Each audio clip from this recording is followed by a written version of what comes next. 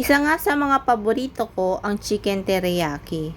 At dahil nagki-crave ako, magluluto syempre ako. Bakit ako bibili kung alam ko naman lutuin, 'di ba?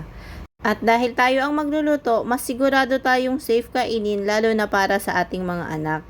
Meron nga pala akong tatlong chicken thigh at hiniwa ko lang ng maliliit. Minarinate ko lang pala ito sa patis, garlic powder, paprika at saka ground pepper.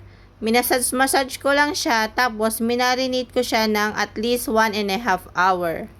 Tapos niyang ma-marinate, nilagyan ko siya ng breading mix at saka ng potato starch. Kung wala po kayong potato starch, pwede rin naman pong cornstarch. Tansya-tansyahan lang po talaga ako. Tapos yan, imamassage natin siya ulit at lalagyan natin siya ng pakonti-konting tubig para maging sticky ang kanyang consistency. Dapat ganito siya kalagkit. Ayan.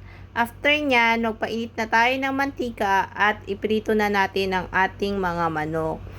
At isa nga sa mga paborito kong ulamin, itong chicken teriyaki nung nagwo-work ako sa Subic, Nidec, Philippines. Shoutout nga pala sa mga nakasama ko dyan sa Subic. Kumusta na nga pala ang mga tambayan natin sa Olongapo noon? Tuwing day shift po kasi ako, meron laging chicken teriyaki sa kantin namin. At syempre, lagi yan ang iniulam ko kasi nga, paborito ko siyang ulamin. Kaya sabi ko sa sarili ko, someday, pag nag-asawa na ako at nagkaanak na ako, aaralin ko talaga ang pagluluto nitong chicken teriyaki. Ayan, naprito ko na lahat ng ating mga chicken. Gawin naman natin yung sauce niya. Bago natin gawin yung sauce, mag-toast muna tayo ng sesame seed. Kasi mas mabango yan pag na-toast siya. Konting toast lang po, ayan. Pag medyo brown na siya, okay na. Tapos sa isang bowl, maglagay po tayo ng 4 na kutsarang soya sauce at saka ng 2 kutsarang honey. Kung wala po kayong honey, pwede pong asukal. Tapos mag-grate po tayo ng ginger.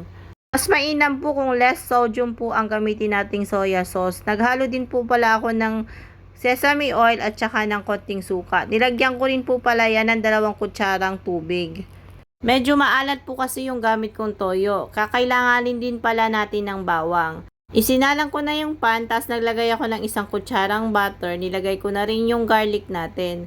Hinalo ko lang saglit, tapos tsaka ko inilagay yung ating ginawang sauce kanina. Pakukuluin lang natin siya, tapos lalagyan natin siya ng cornstarch na tinunaw sa tubig. Pakukuluin lang natin saglit at hayaan natin siyang maging sticky.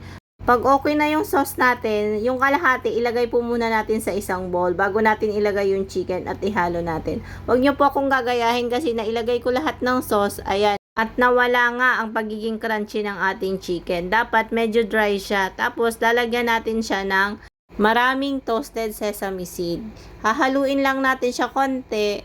At ready for plating na po ang ating chicken teriyaki. Tingnan nyo naman po, napakarami niya ang sauce, diba? Pero okay lang po yan kasi hindi naman siya masyadong maalat. Kung gusto niyo naman pong mas crunchy yung chicken ninyo, konting sauce lang po ang ilagay ninyo. Yung sakto lang na dumikit po yung kanyang mga flavor.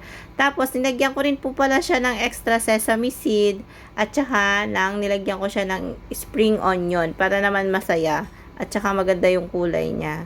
Ayan, ready na po ang ating lunch. Kain po tayo. Thank you for watching. Bye-bye. Mwah. Ito na ang ating teriyaki chicken. Ayan.